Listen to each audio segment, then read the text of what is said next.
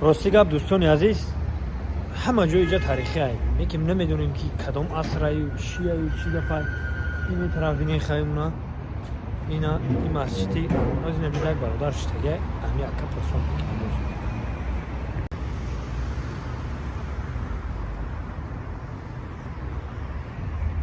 السلام علیکم تقوی جون. سلام علیکم. خوب هستید؟ اینجا هستید؟ کروکوتون خوب هست؟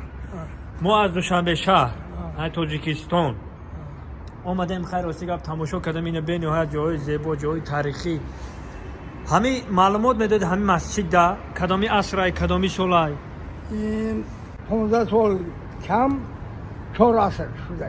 15 سال کم 4 عصر. 4 عصر. این قدیم امارت ارک. این با 4400 سال شده. 4400 سال. 400 سال. این افراسیاب که سیاوش دورش به ساختگی ما. افراسیاب سمرقند با پادشاه بودگی سیاوش ایران و پادشاهی پسرش بودگی. وقت اون وقت با اسلام دینش نبودگی. اسلام دینش نبودگی. همون وقت با سیاوش پدرش 14 زنش که علاقه سر کردگی. پادشاه گفتگی ای واقعا رفته گفتگی سرطان ریت هم به خویش ماند شما یا تک پای کرد گفته انسانه پادشاه باید ننه کشد ننه آویزد و پیش میکند رو نگود سفید میکند رو نگود این درگاه آمده همینجا به سمرقند به منشیه افراسیاب به خانیش به خدمت کرده گشته دخترش میگیرد افراسیاب 2000 تا اشترا میتید 1000 تشکت و نوراتا غزغان کویش بند سنگ میبیارن 1000 تشکت شهرسبز میره که گفته که کوه هست همونجا سنگ آورده یکم پایدوارشه همون وقت 4400 سال پیش میمونن لیکن ایران ها گفتن که این شهر ما ساختگی اسمتون نه سیاوش خدمتکار مردکار بودگی کار فرماندگی پادشاه افراسیاب بودگی افراسیاب 4400 سال شدگی 9 سال سانه سیاوش و افراسیاب دیوم دخترش که گپ شده سر کردن سانه علاقه کردن سانه افراسیاب همینجا و دار میکند و یا میآویزد همه پیش ارگ با اینجا دا میگن که امیر بخرام زندگی کرده گه؟ اول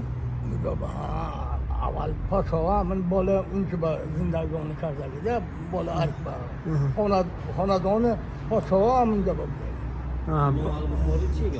امام البخاری در کجا هم؟ امام البخاری ولی اون کس همون مادرشان چشمشان کور تولد شده محکم کور بعد شب روز پدرشان سی ماهگی بودگی وقت پدرشان اسماعیل وفات کردگی بعد مادرشان دستش به ماندگی پدرشان هم مشت کلام به خود امام حضرت برار کرده درس دادگی اینا بعد شب روز گیره کرده اونچ کردن سانه حضرت علیه السلام خبر بیارن که سنت کنید پسرتان چشمش یله میشد میگن 5 سالگی بودگی وقتشان به سنت میکنن چشمشان یله میشد 6 سالگی وقتشان به امام حضرت برای 7 قبر است انامشون به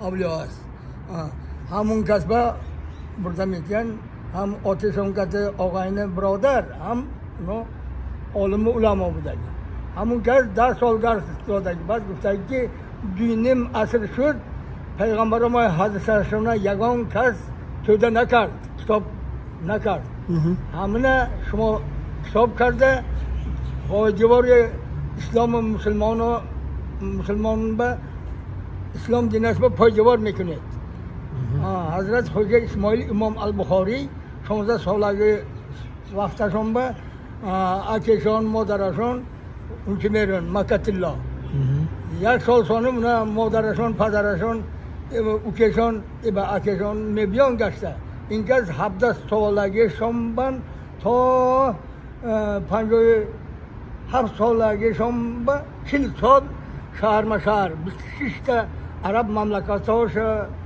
پای پیاده گشته زن پن نگرفته 600,000 تا حدیث توده میکنن همونه 7,000 که کتاب تخت کرده اسلام عالم پایدیوارش مستحکم میکنن اونگاه ایسن آمدن سانه پاسا با آدم ها دین اسلام با در آمده گرفتگی یکل ناپاک آدم ها پاسا میگوید که حوزه اسماعیل امام بخاری بگوید اونجا بوینی آقان گردن سخت گوید کنه وی آمده بچه های شما با اونش با درس میتید ما سرای با بعد پاسا چپاری ازاد کرده که آمده من با فرزندان با نویران با اونش کند علم تید آداب نامه کتابش خونده تید گفته اینکه میکنن بعد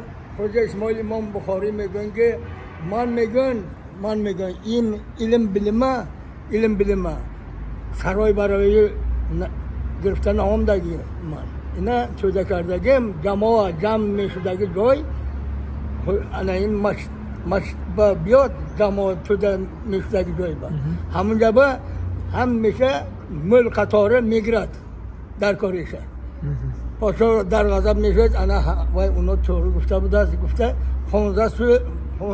2 هفته اونجا مهلت میکرد بخاری ترک کن میگد همون وقت سمرقندم تصرف بخارا با بودگی بعد اونجا میگفته که اکنون میگفته که سمرقند با اگر اجازتیه حوزه اسماعیل امام بخاری با جنگ میکنم چکتی گفته که پاسای سمرقند با سمرقند پاساش اجازت ندادگی مادرشان و وطنشان حاضر سمرقند ولایت شیلک رایون خرتنگ قشلاق است خرتنگ میگوید اون کس رفتن زانه و قشلاق به گفته خرا اونچه میکند آواز برآورده اونچه کردن سانه این کس سلیمان پیغمبر کتابش خونده یگان تا خر نمیماند و قشلاق به بعد آدم ها عرض کرده میبیان که ما با خر در کار یگان تا خر نماند بعد این کس گفته که حوزه اسماعیل امام البخاری الله راضی شود رحمت کند اکنون هر 3 تا 4 تا آیله یک شده یک تا اصل میگیره تو اصل گرفته هم دیگر کتی کار فرمانده میگرده تو همون برای قشلاقشان نامشان خرتنگ پیغمبر ما سالشان با در آمدگی وقت به اسب صرف شده 63 سال بوده که وقتشان به اسب صرف شده خمچه میزنن از پیش نمیرد بعد میگن که مایه اکن جای ما خاک جای ما همینجا میشه دوسته همینجا مانده بعد همینجا اینجا میکنن شما زاده هم بخورایید؟ آرامیتن رومیت؟ آرامیتن این سیم بخورا یکم بخورا رامیتن من 9,000 سال 90 عصر شده که وای با وای خاک آمده پش کرده که وای شهر دویمش انا این شافرکان با تل سفید ورزانده گفته که جای است 5,500 سال این سیم بخورا 4,400 سال بودگی زنده باشه تشکر خیلی ما معلومات ها را گرفتیم از شما هزار رحمت آمد یاد شایشکار یاد هفپیر نقشبند ها با رفته دم کجا دایو؟ هفپیر نقشبند نه انمو کجا ده هفپیر نقشبند؟ اینا 4 تا 5 تا رایان با یکمشون حضرت عبدالخالق اردوانی خوجای جهان اردوان با دویمشون نایستگیری در کار میشود دویمشون حضرت عارف ماهتابان عرفگری شافرکان تومنش با سیمشون حضرت محمود انجل پهلوی وبکن تومن با چهارمشون حضرت خوجا علی رامیتنی عزیزان این گز رامیتن تومنش با پنجمشون حضرت محمد بابای سماسی این گز هم رامیتن با ششمشون حضرت امیر سید میرکلال کاغان تومنش با Hazrat Said Mirkulol yangi yotba chorma haftamashon Hazrat Bahovuddin Muhammad Jaloliddin Shoh Naqshband اینا که اینا چیکار کردن اینا یا زیارت کنید اگر یک مرتبه حج رفته آمدگی میشید انشالله میریم زیارت میریم انشالله الان اینا اورم که آکاشکار تا اینجا گشته ارارت کویش به این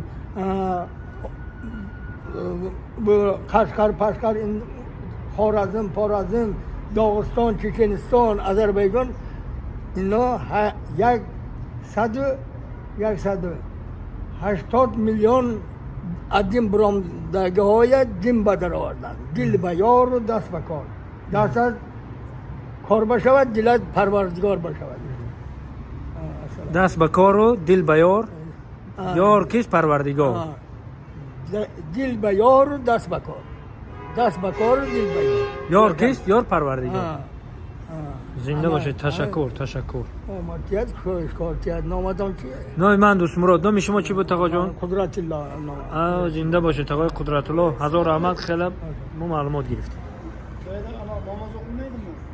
نماز خلاصگر گل نمی تمام اعلام می‌کنه. دیگر آدم محکم بله، ماشو آدم دیگه محکم خیلی این اخلاقی تقایم برمی‌آید که این همون گرفته رفتگیشون این هم چیزی تیار آماده زندگی کردگی بگم. این امیر بخارا ای گفتی شما می‌برید که در چی تیار آماده زندگی کردگی بگم. زندگی تیار بوده. یا تیار بوده گیر آماده زندگی کردگی نه؟ نه همیشه منقد امیر علم خان منقد بوده. یک طرف پیغمبر ما اونجا اولاد بوده که دوم طرف مادرشون اونجا با اولاد بوده. ها شما درباره تاجیکا چی گفتنین؟ تاجیکا در همینجا بدن وقت شدن تاجیکا. گریخته رفته که تاجیکا با ازبکا موندگی هم خیلی. گریخته رفته که تاجیکا چی با جنگ جدل مل شده. من دنگلش میگم خفا نشوید با. نه زنده باشید. این وای همه خواهش پروردگار همزلین دولت و سنبیم ساختن. همزلین دولت ساختن. تشکر زنده باشید تقا جان. هزار رحمت. شنبه فرمانده ماجدو ما خدمت ولایت ختلون داریم و اسفند تودا شنیده باشه اسفند تودا میشه